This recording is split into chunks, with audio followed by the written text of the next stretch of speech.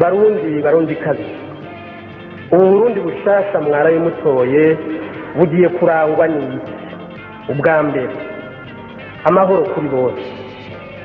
Nk'uko mubizi mu myaka iheze igihugu cyacu cyaraguye mu isanganya akatari gake. Umubabaro abarundi bagize wabahaye umutima wo gukunda amahoro kurusha. Koko biraboneka ko abarundi munyote wa amahoro mu gihugu cyane, amahoro mu makomine yanyu, amahoro mu mitima yanyu, amahoro mu ngo zanyu.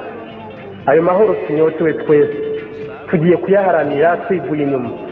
Uzoza ashaka kutwononera umutekano uwo ari we wese naho azoba yitwaje iki, azomenye ko azosanga abarundi miliyoni n'imiliyoni bahagaze bwuma baharanira ayo mahoro.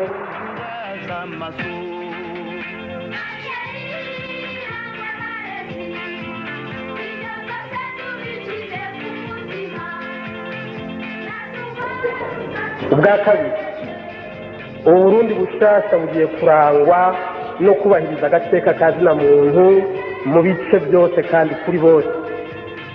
Guturubika umuntu, gutabagaza ubuzima bwiwe cyane kubuzimanganya, gufungira abantu busa cyane kubafunga bitajyanye n'amategeko, kutubaho umuntu ngo nuko atifite.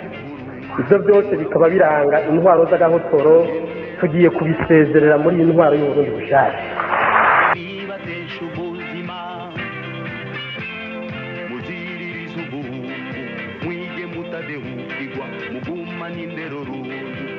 Uburundi bushasha bugiye kurangwa n'ubumwe nyakuri mu Burundi, kubera ko ubumwe bw'abarundi bwagiye bubangamirwa n'ingendo y'akarenganyo, yo gukumirana, yo kutubahana.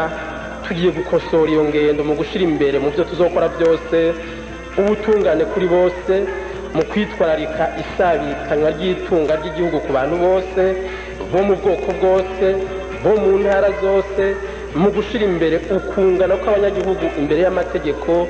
Ntihagire uwitwaza itunga canke amamuko ngo akandamize abandi.